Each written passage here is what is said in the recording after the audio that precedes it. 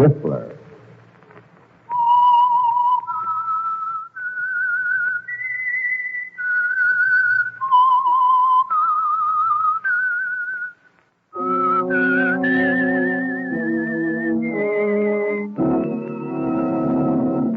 I am the Whistler, and I know many things, for I walk by night. I know many strange tales hidden in the hearts of men and women who have stepped into the shadow. Yes, I know the nameless terrors of which they dare not speak. And now, the Whistler's strange story, The Disappearing Woman.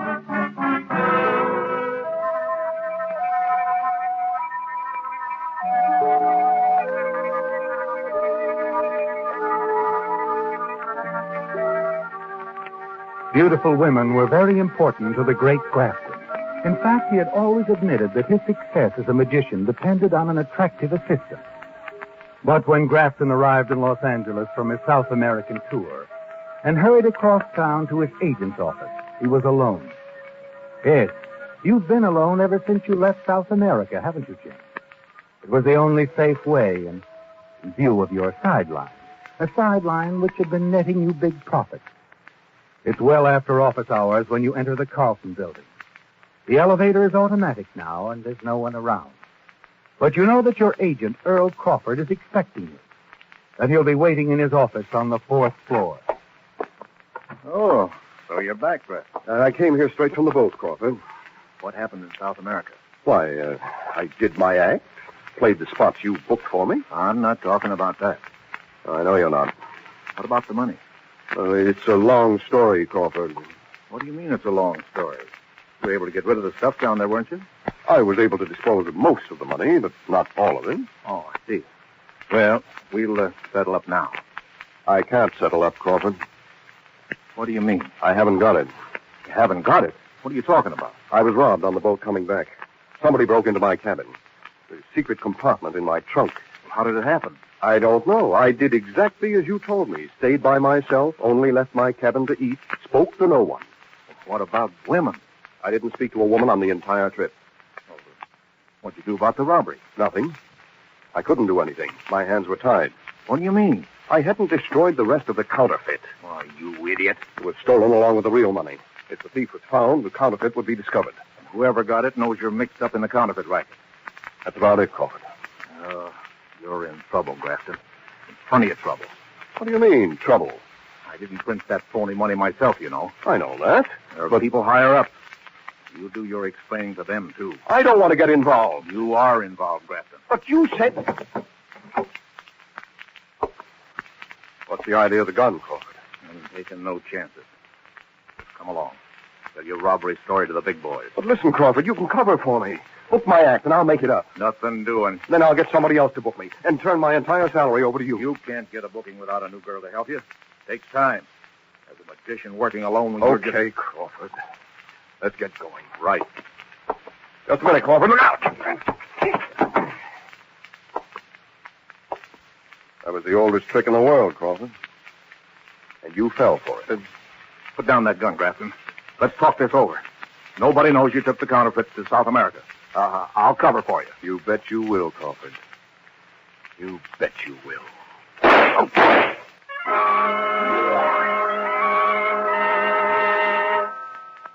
It was all unexpected, wasn't it, Jim? But you hope that you may be able to slip out of the building unseen. You wipe your fingerprints from the gun, drop it beside Crawford's body, and then turn out the light. As you steal out into the hall, you snap the lock on the office door. No one is in sight. You're heading for the stairway when a young woman comes around a turn in the corridor and stands squarely in your path. Oh, Mr. Grafton. I beg your pardon? Well, you are the great Grafton, aren't you?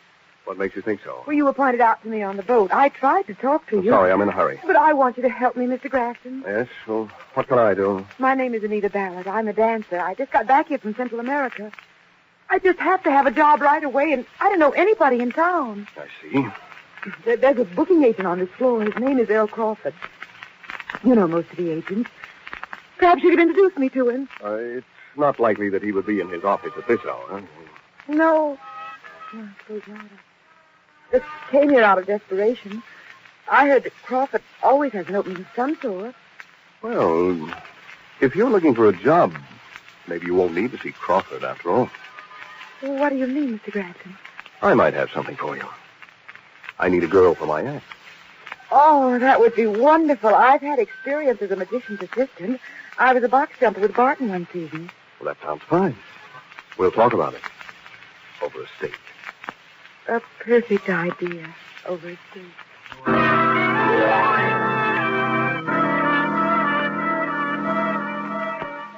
By the time you reach a nearby restaurant, you've a plan of action in mind, haven't you, Jim? Anita Ballard must disappear before Crawford's body is discovered.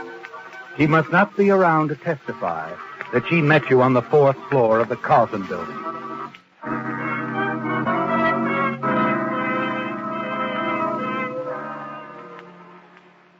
As you look at her across the restaurant table, you wish there were some other way, don't you, Jim? She's strikingly beautiful, with classic features and long black hair. She would make the perfect assistant for a magician.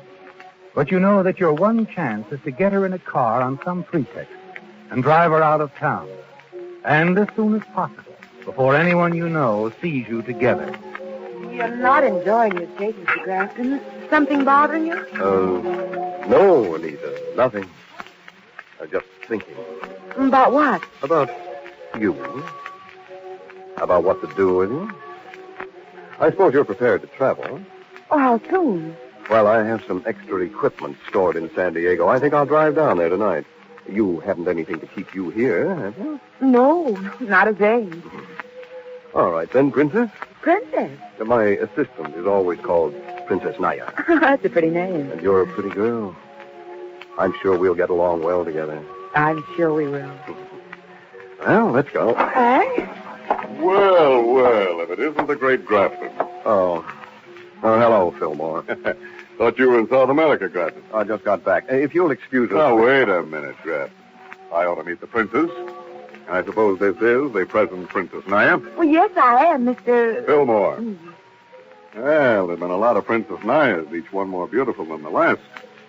But I must say, Grafton, you've outdone yourself this time. You know, with such a lovely partner, I might be able to find you a booking. Well, you're very flattering, Mr. Fillmore. I take it that you're an agent? That's right. Oh, mind if I sit down a minute, Grafton? Oh, no. No, of course not. I'm not kidding about the booking, Grafton. I need a magic act for the Garden Club in New York. What does it pay? $500 a week, 3-week guarantee. Well, that sounds interesting. But no buts about it, Grafton. You'll take it and you know it. But we're going to have to hurry. You and the princess have got to leave for New York on the midnight plane.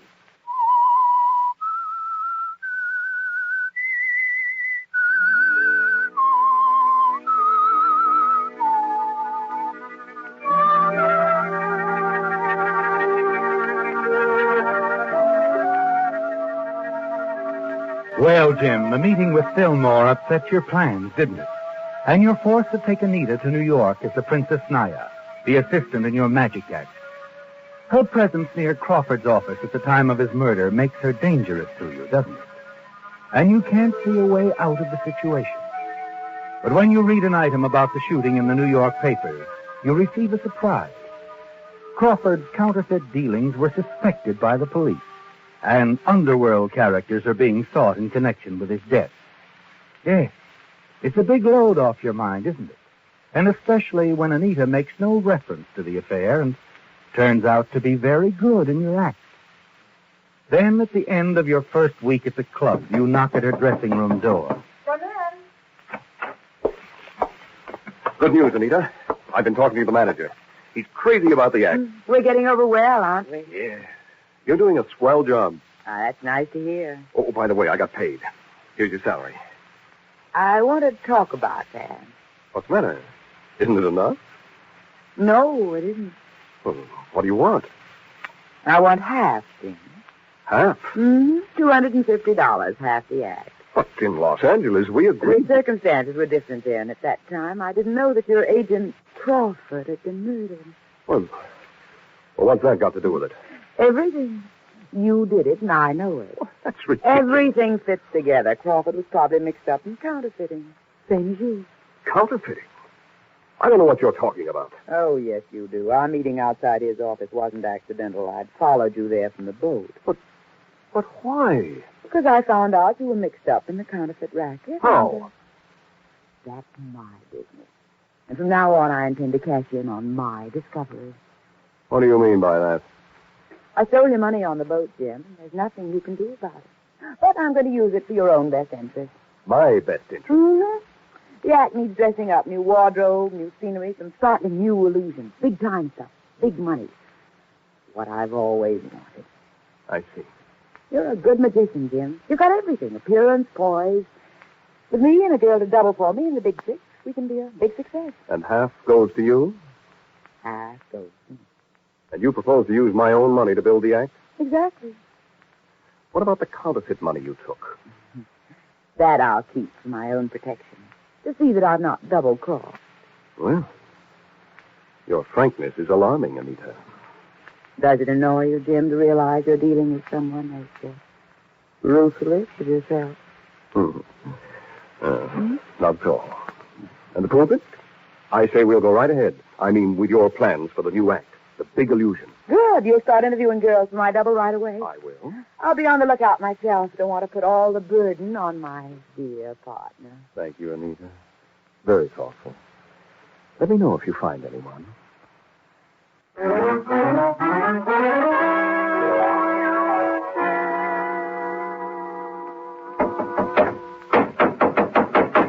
Oh, Jim! Yes, Anita. Look who I found. Connie Nelson, my new double. This is Mr. Grafton, Connie, the great Grafton. Hello. How do you do? What do you think of her, Jim? Well, not bad. Not bad at all. She's the same height as I am, same weight. Even her features are much the same. She looks amazingly like you, Anita. Except for her blonde hair. Well, that's all the better. She can wear a black wig in the show, and off stage, nobody will know she's with the act. Any objections to traveling, Connie? Oh, no, Mr. Grafton. I'd love it. You may find it a bit lonely.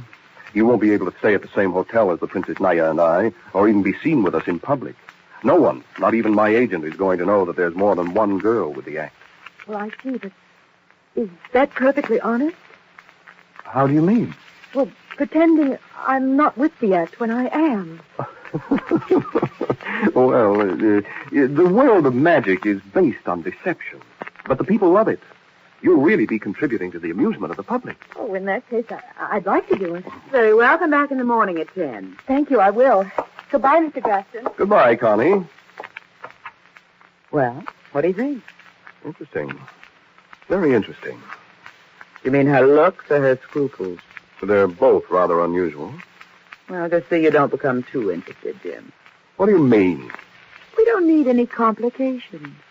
Such as? Either one of you forgetting there's only one Princess Naya. Me. I'm sure I won't forget that, Anita. I'll see that she doesn't. Yes, Anita. I'm quite sure that you will.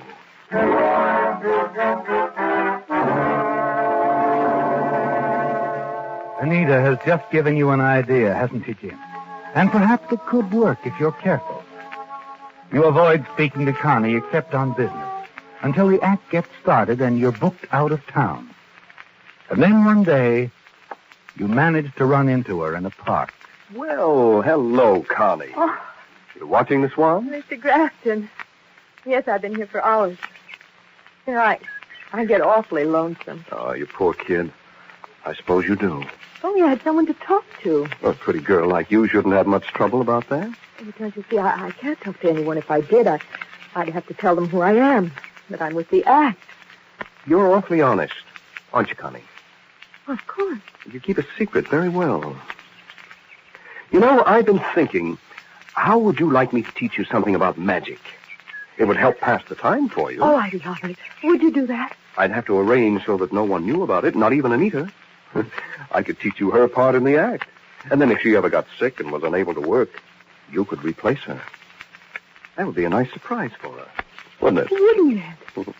And then, of course, someday she might decide to leave the act.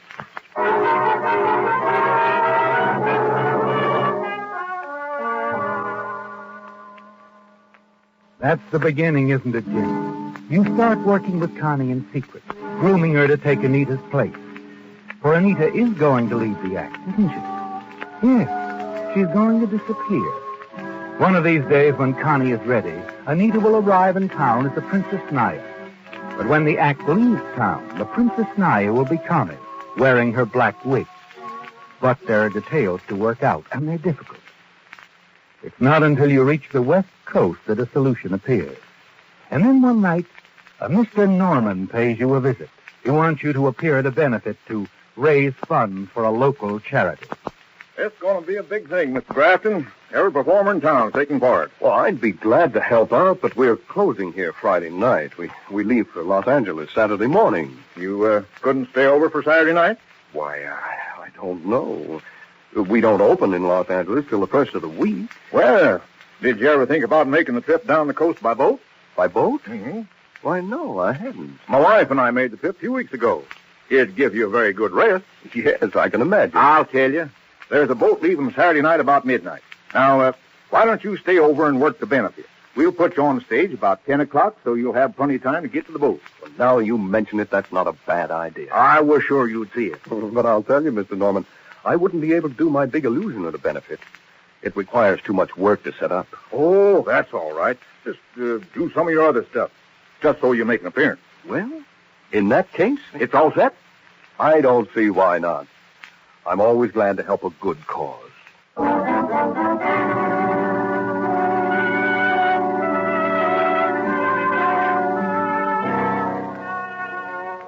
The setup couldn't be better, could it, Jim?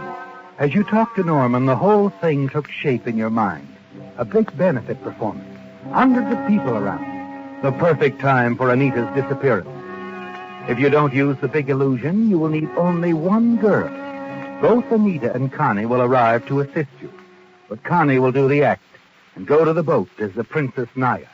And Anita's body will be in the secret panel of your large trunk. Have the trunk put in your cabin, and once you're at sea, it will be very easy to dispose of Anita, won't it? But the next day, when you talk to Connie... I can't understand it, Connie. You say you want to leave the act? Yes, Jim, right away.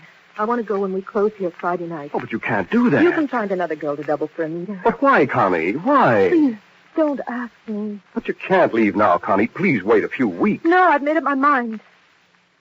The only way out. Way out? Out of what? All this secrecy. This meeting you privately. What it does to me. Can't you understand, Jim? What it does to you? Can't you see, Jim? I'm in love with you. It's not your fault. It just happened. You've been so good to me, so kind.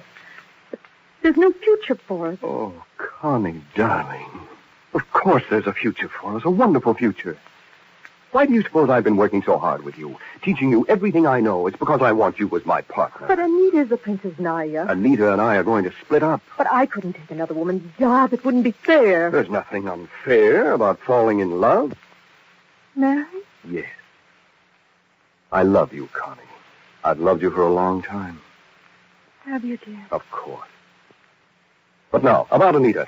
I'm going to talk to her. When, Jim? Right away, this week. I'll make arrangements to buy her half of the act. Oh, can you do that? I think so, but we mustn't let her suspect that we're in love. Why not? Well, it's not wise. For business reasons. She might take advantage of the fact to drive a hard bargain. So we probably shouldn't see much of one another for the rest of the week. But you meet me Saturday morning in Abby's jewelry store. Oh? Abby's jewelry store? But why? You'll see, Connie. You'll see.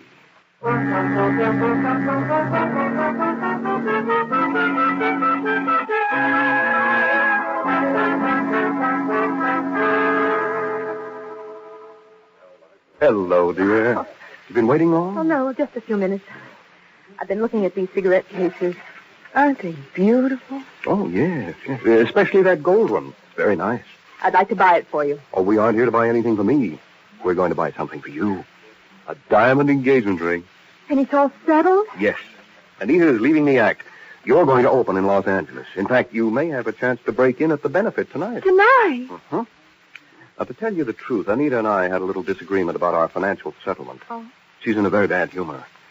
I don't know whether she's going to play the benefit or not. Oh, I'll come to the theater. No. You stay at your hotel. But be made up and ready at about 9:30. Then, if Anita doesn't want to go on, I'll call you. Of course. I'll be waiting. And now we'd better see about a ring.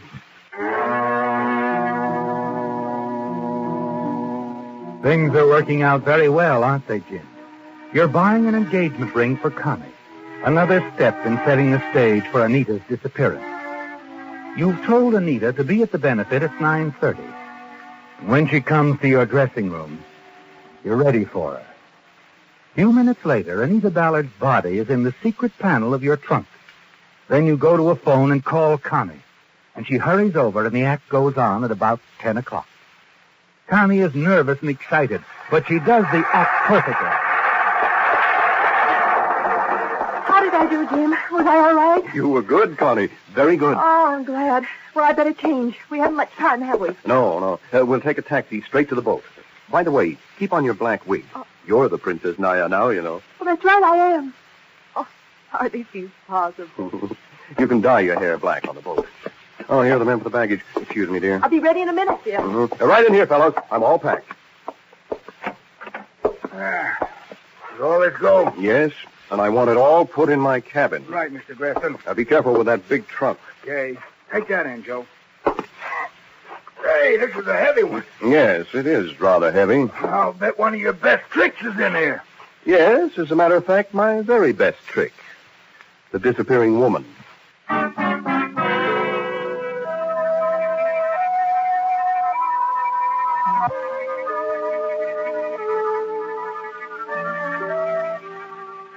Well, Jim, when you board the boat, go to your cabin and find your luggage all in place. You finally feel very safe, don't you? There's only the matter of getting rid of Anita's body, now hidden in your property trunk. When the boat reaches the open sea, she will have disappeared forever. Yes, it won't be long. You're glancing at your watch when there's a knock on the door. Oh, Connie, come in. How soon do we sail? In about 15 minutes. Good. And there's still time Time for what, darling? for the cigarette case to arrive. Cigarette case? Mm-hmm. That gold cigarette case you admired this morning. I bought it for you. I had your initials put on it, so I couldn't take it with me. But they promised to deliver it to the boat. You bought me such an expensive gift? But how could you afford it? Well, the money was a present from Anita. I told her about our engagement. You told her? When? This afternoon I had to. I felt it was dishonest to keep it from her. She seemed very happy about it. Gave me the money and insisted that I use it to buy you a present. Oh, that must be the cigarette case now. How do you do? I'm Rice from Treasury Department. I'd like to see Mr. Grafton. Well, he's right here. Won't you come in? What do you want? Some counterfeit money was used to buy a cigarette case to be delivered to you here on the boat, Mr. Grafton. Well, I don't know anything about it. Counterfeit money? Yes, the passer is described as a blonde girl about 20 years old. She and an old dark man, they bought a diamond ring using good currency. Then later, she came in alone with the counterfeit. Now, just what's your connection to Miss Grafton? Well, it's all very simple. Keep out of this, Connie. Mr. Grafton is the dark man, and I'm the blonde girl. You are? Oh, yes, I'm wearing a black wig. What is this, Grafton? What are you trying to pull? Please, this is a mistake. We're honest people. I believe you when you got the money you spent for the cigarette case. That money was given to me by a girl named Anita Ballard. Mm-hmm. Where is she now? But I don't know. She's gone. Well, we'll pick her up. All right, come on.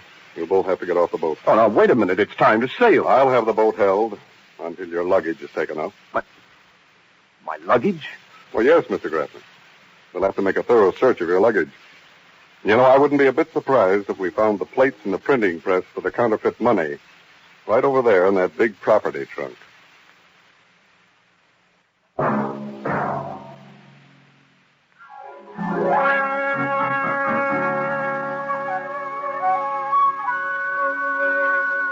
Featured in tonight's story were Bill Foreman as the Whistler, Betty Lou Gerson, Les Tremaine, Gene Bates, Bill Boucher, and Jess Kirkpatrick. The Whistler was directed by George W. Allen, with story by George Adrian and Carol Nix, music by Wilbur Hatch.